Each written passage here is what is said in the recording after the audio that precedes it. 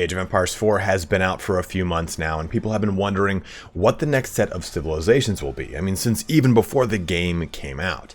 And with access to so many diverse factions, it's hard to say which one will be added to the game, but in this video, I want to talk about one or two of my big picks for the possible next civilization to be added to Age of Empires 4. Now let me start by saying that the game is not in a state where another civ is particularly going to benefit it. Nay, I think that the game needs a lot more balance and fixing of a good deal of existing bugs before more civs can be comfortably brought in. Relic has shown that by giving us a roadmap of winter and spring, including quality of life additions, balance updates, and bug fixes.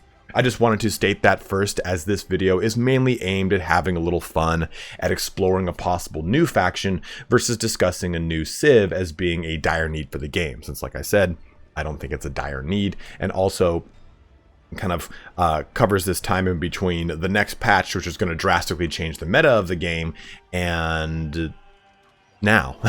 So in this video, we're going to discuss the Danes as a speculative addition to the game. The way we'll structure this is by first going into the evidence I have based off of the Danish Raiders' presence in the English campaign. After that, we'll discuss civ bonuses, special mechanics, unique units, tech, and buildings, then close the video out talking about proposed landmarks. Now, to be fair, I think the other civ a lot of people are requesting is the Japanese, so if you end up enjoying this video, go ahead and let it be known in the comments, and I can do a similar treatment for a possible Japanese civ speculation video. Now, another thing to bear in mind here, guys, is that this is just baseless speculation. I was originally just going to talk about the Danes in the English campaign and ended at that. But then it became a full-blown speculation video that I'm actually pretty stoked on. So before we get started, if you end up enjoying the video, please don't forget to like, comment, or subscribe. And if you're new to the game, you can find all my many guides for the game linked in the upper right corner. Let's get started on the Danes or Vikings speculation as the next civ for Age of Empires 4. So here we are in the English campaign. This is the second mission after you take over the first town, and you move, as you can see, you go up and to the left, and you find the Danish camp. And this is where I think a lot of evidence kind of stems from for me, where the Danes make for a really good addition to the game.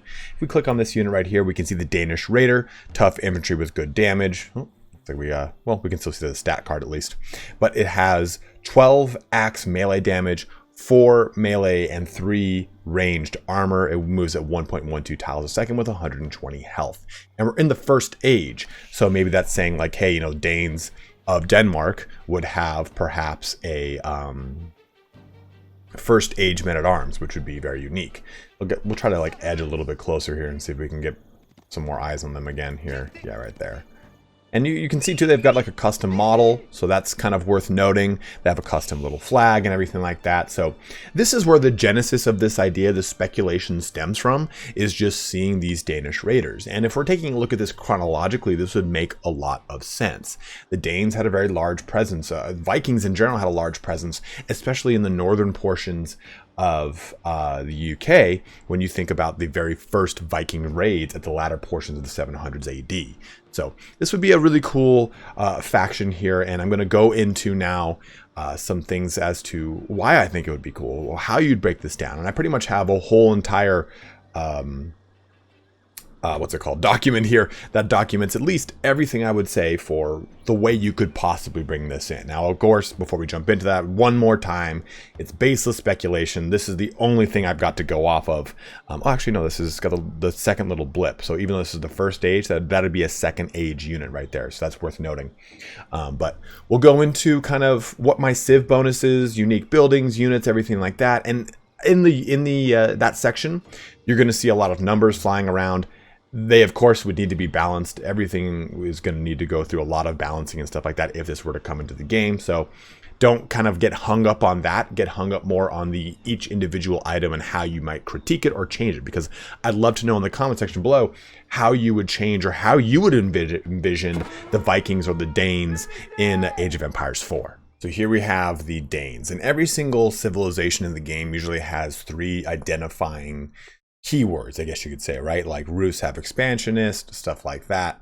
So for the Danes, I've chosen infantry, trade, and farm.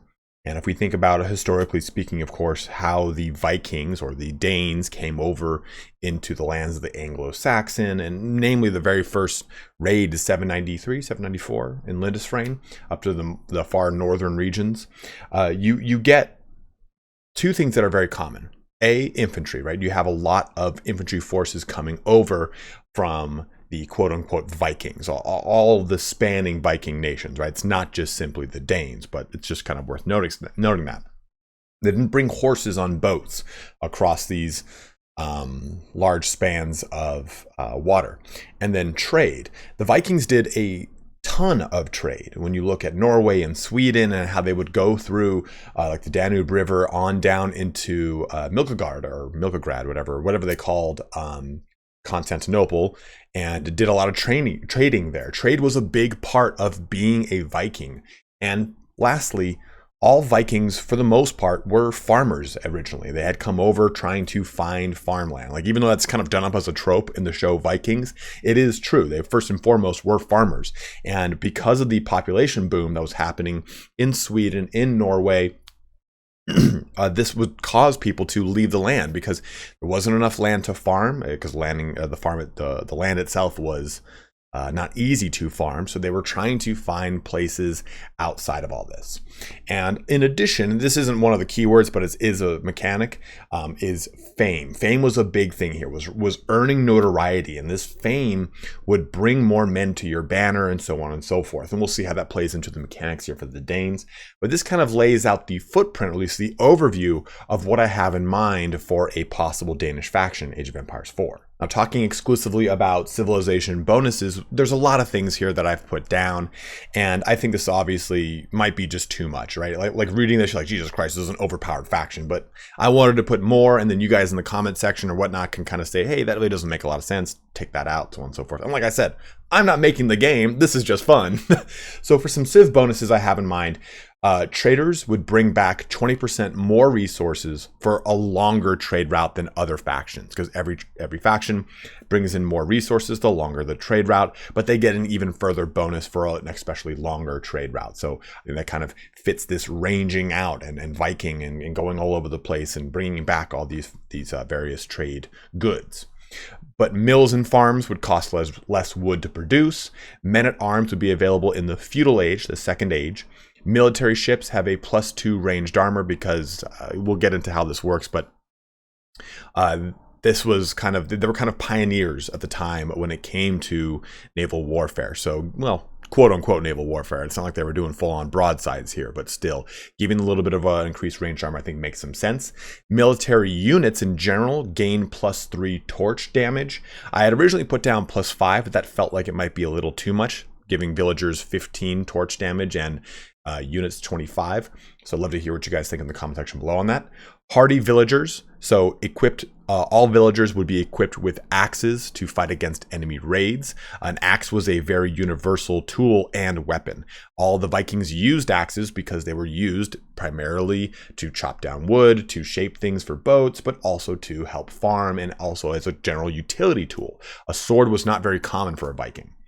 Villagers gain textile technology for free. So as soon as you get to that point, textile, they just get it. So they get that increased 25 health to all villagers.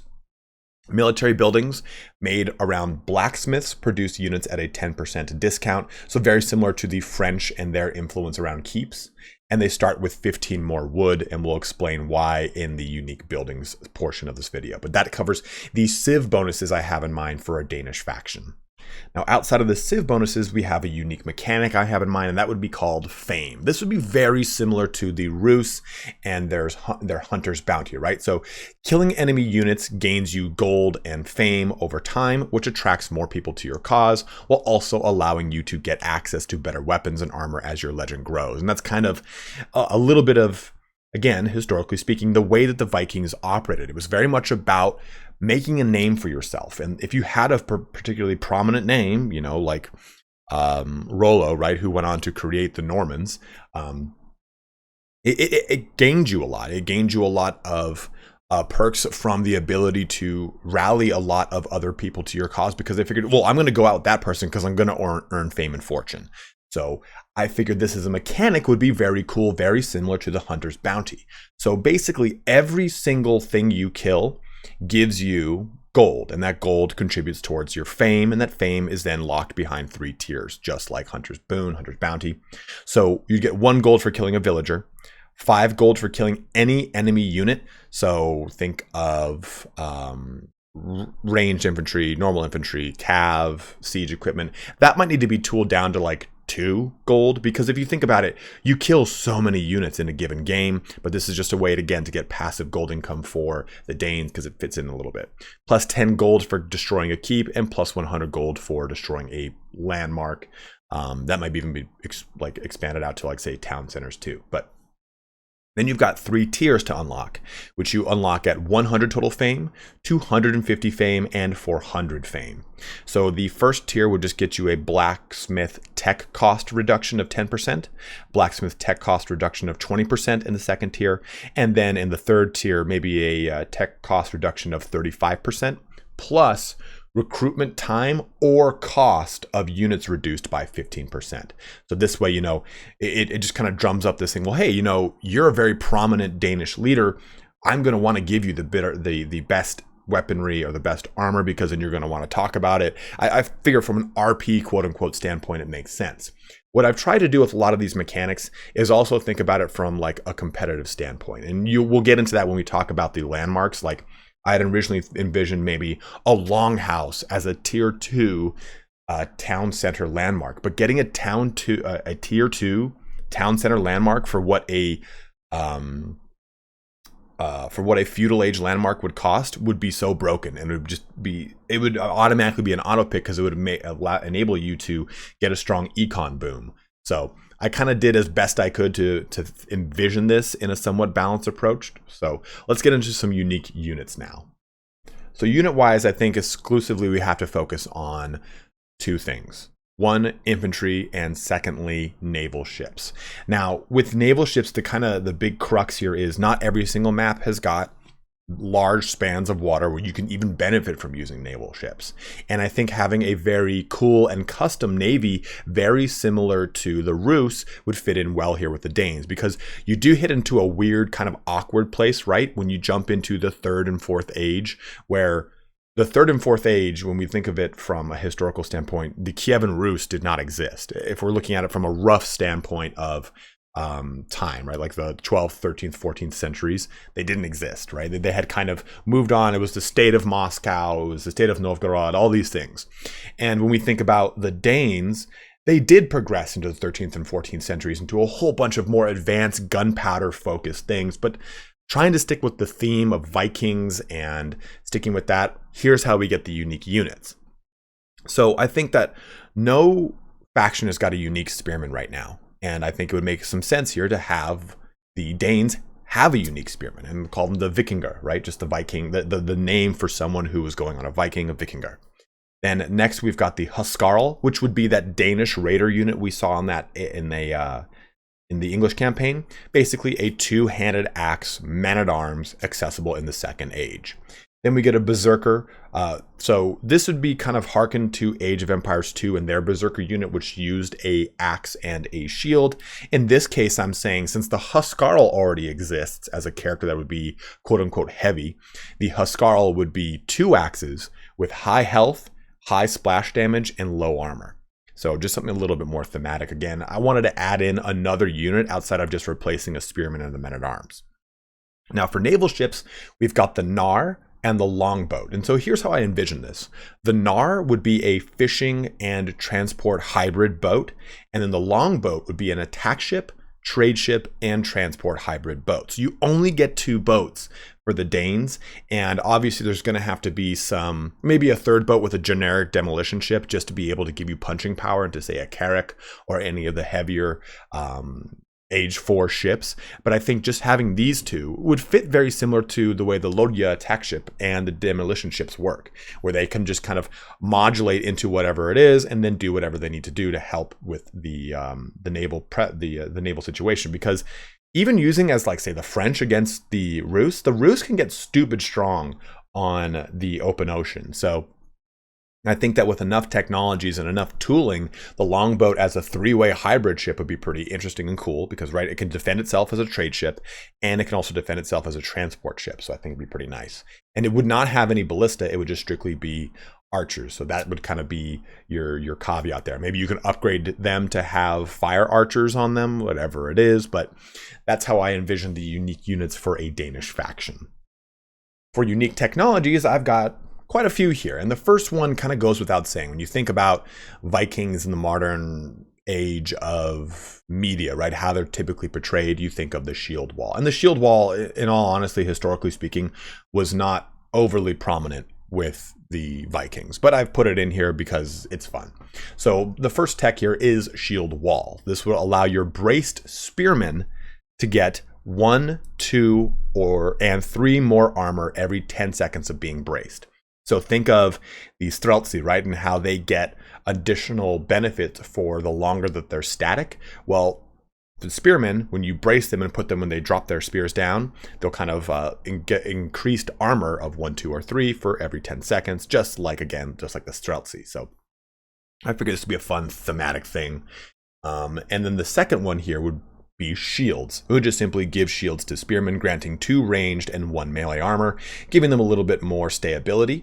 That, of course, is going to make them, it might be kind of throw off the balance overall of spearmen because in the most recent patch they got a little bit of armor, but still, nonetheless, I think that would be a cool way to differentiate them, the Vikingar here, as from being actual different spearmen than other spearmen.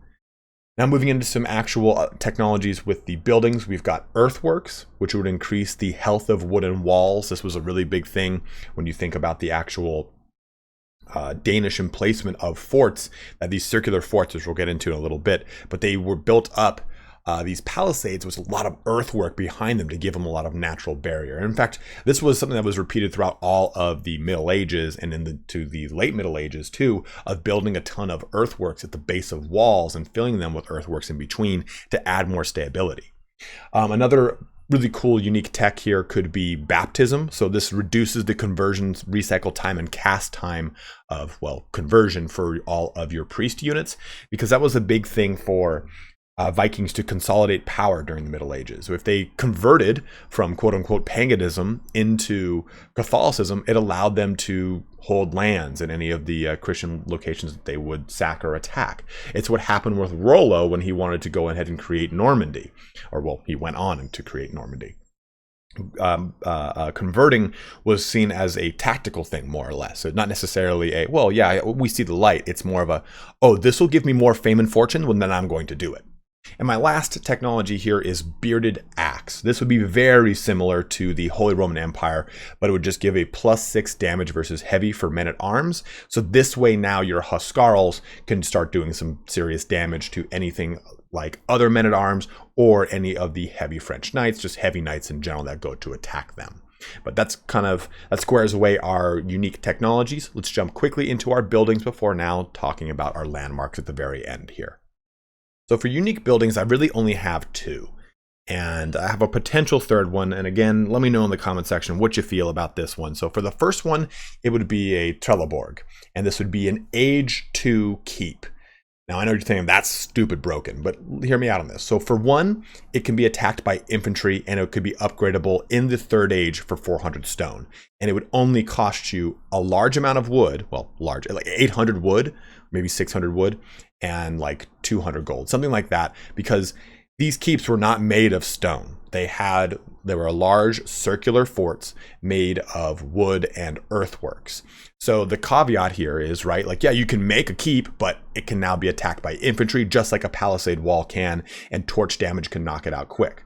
So even though it's not your full-fledged keep, and infantry can of course do damage to everything, but the Trelleborg can still actually be brought down by a mass amount of infantry. So it doesn't really give you the ultimate staying power that a massive keep would, a normal keep in the subsequent age, but it would still be cool to kind of get this as a little bit of a foothold in that 2nd age to get some early aggression. Because the way I envision this faction, they're going to be very strong in a 1st, 2nd age, falling off hard in the 3rd, and then trying to really struggle in the fourth. So that's your tactic as a Danish player, is to try and capitalize on doing as much damage as you can, with your timing rush, quote unquote, happening more in that latter second age, beginning of third, and less so in the third age, like a lot of other factions really start to pop off around then.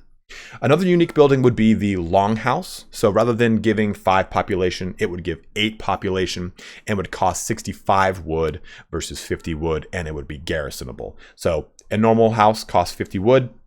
This is going to cost 15 wood more, hence the faction starting with 15 more wood to offset that. Most factions like the Delhi Sultanate or the Abbasids have additional wood to offset stuff like their House of Wisdom and other requirements that they've got. Now, my other building is a stave church, which is going to be in the landmarks, but still, I didn't really know how to properly envision this. Or I thought about maybe a unique blacksmith. I'm kind of at a loss of true buildings to go through, because so many of my building ideas have gone into the landmarks section. So if you have some other ideas for landmarks, go ahead and let me know. Like I said, I had originally envisioned the Longhouse to replace the town center, but it made it a bit awkward when you jump into the third and fourth age, when the Danes had completely eschewed longhouses, right? They had moved away from that. They had become a very modern civilization at that time. So it didn't make as much sense to me. But like I've said so many times in this video, let me know how you might envision a longhouse or a stave church, right? I figure stave church could be really cool. Maybe help out with doing something with zeal, to the point of like, okay, you get a berserk ability where they can help out and chant and cause like berserk on your units or something like that, which might be a little too trite. But go ahead and let me know. But let's move here into our final section, the landmarks. Moving into the landmarks, we have got our first set of them in the feudal age. And the Danivark would be a defensive gatehouse built on wooden walls. Maybe this would then increase those wooden walls and their stability. I mean, just the way that earthworks would here, right? And I thought about maybe the Danes don't get access to stone walls, much in the same way that the Rus do. And that kind of hints towards, yeah, you got to do a lot of aggression in that first, second, beginning of the third age, or else you're really going to start to suffer. That's why earthworks here would help out, or the Danivark would help out in increasing the stability of your wooden walls, much in the same way that the Chinese Great Wall gatehouse helps out all towers and stone walls around it. The Danivark would work in a very similar way and be a cool way just to get a second age defensive gatehouse out. Now, the next one would be Ribe, right? A trading post that gives 5, 10, or 15% discount based off of fame tier and can be built on land or sea. Now, I know there is like a generic term for a Viking trading post, but I didn't go with that. I went with the actual location as the name for this. But I mean, you could just have easily have called this Longport. I believe that's the name for a Viking trading port. But basically, it would be a trading post that you can make on either land or sea. And I think that if you have a landmark that can be made on sea, there is a little bit of gameability, right? I mean, you could just destroy that thing and boom, you've knocked out one of your opponent's landmarks, and there you go. It's much easier for you to win now. From a competitive standpoint, it's a bit chintzy. But I figured from a thematic standpoint, it'd be cool to have a landmark that can be built on either land or sea. I think most people would just choose to put it on land. I suppose the argument could be made if you put it on sea on an extremely naval map anyway. If they started to destroy your ports, you're losing anyway. So I guess it kind of just depends on how you would look at this. But that's our feudal age landmarks. Let's move into our castle age landmarks. The first one would be Nidaros Domen, which would be a cathedral. I think it's actually Nidar. I'm not really 100% sure. But a cathedral that passively heals units in a radius around and has an AoE conversion ability if a relic is placed into it. Again, conversion was a very big part of this early society or the early history of the Danes or of Vikings in general. So maybe using this to the extent of say, hey, yeah, I'm going to place it right here towards the front of my defenses. So if I get attacked, I can try to pop a conversion on them before it actually gets taken out. Now, of course, you as the opponent can just move away from it, and it's just kind of a cool way I thought to make a special cathedral have some offensive capability here, right? Because this is, again, an offensive faction. Now, another building is just a generic building. Call it the Royal Armory for all intents and purposes. It's just a placeholder name. And it would just be a special blacksmith that grants a 4th level of blacksmith tech. That might be just so broken. I put it down to conceptualize it with you guys. It may be that it grants a 4th level of blacksmith tech for weapon damage, and that's its special thing. Or it's just simply a special blacksmith that has that 4th level. Like, that additional level can be very strong, I think. So it might be just a little bit too broken. But I think that some sort of blacksmith would make sense in a feudal or castle age landmark for a faction that has a lot of blacksmith as the center portion of its fame, as well as for kind of pushing that offensive agenda. Now, lastly, we have the Imperial Age with the Copenhagen University, or University of Copenhagen, but this doubles as a university and includes 2 unique techs to increase health and the speed of infantry. It's going to be really crucial here, right? If all of your unique units are infantry based and all of them are moving at their standard speed, it's kind of why the Holy Roman Empire gets the ability to increase their speed as well. I think it is kind of something you do need since there is such a heavy emphasis on infantry. The last one would be the Kronborg Castle, which is a castle with 2 cannon emplacements already built onto it. Now, for the rest of the faction, I think standard fare works, right? Like, there's no faction that completely loses the ability to make anything, right? Even though you get a unique man-at-arms, you still get a normal spearman. Or in the example of the Holy Roman Empire, you get strong spearmen and men-at-arms, and you get a bunch of unique techs for them. But then you also get the Landsknecht, right? The unit added into the mix there. So I think for the rest of the Danish faction, we would get normal horsemen, normal knights, normal hand cannoneers, maybe bombards. I guess you could make an argument for culverins. I'm not really too sure on like the 14th, 15th century history of the Danish to give you an idea of whether or not that would make a lot of sense. I even thought like, oh, would the Carrack make sense? But I kind of thought that keeping it thematic would make a lot more fun, I suppose. So this kind of concludes our landmarks portion of everything. We've covered everything up to this point. Let's just kind of conclude our video out, and you guys can let me know how you feel. And at that, it brings our video here to a close.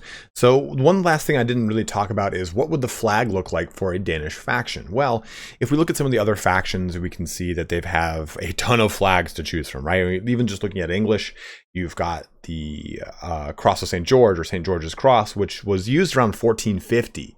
And prior to that, they had the Plantagenet flag, then the 3 gold lions rampant on a red field. They had a ton of things to choose from.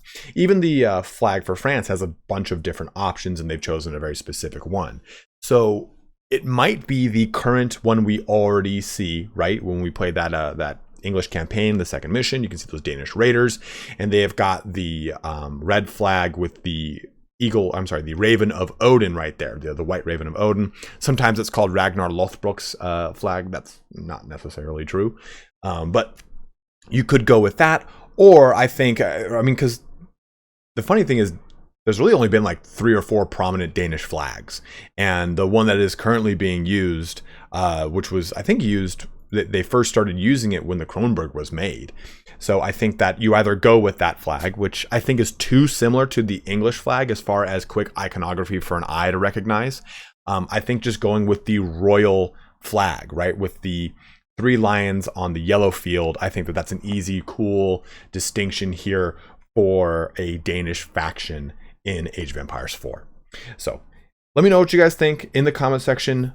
What things you would change, what things you would like actually instead of a Danish faction. Maybe you want it to actually be called a Viking faction and squeeze in some stuff from Sweden and Norway, or maybe instead you want the Japanese faction to be the next one. And give me feedback here. Do you like this format? It's kind of hard for me to really jump into a bunch of cool speculation things and show a bunch of stuff like I've done in a lot of my Total War Warhammer videos, where I've got volumes and volumes of Warhammer lore to show off. In this case, I'm pretty much giving you guys a Word document and showing you the occasional picture here and there. So I apologize for the low tech of this video, but any kind of feedback is going to be so helpful in me doing this again. And if you even like this format, love to keep doing it and exploring it with other civilizations and possible ways to bring them into Age of Empires 4. But as always, guys, thank you so much for watching here today. Have a good one and take care.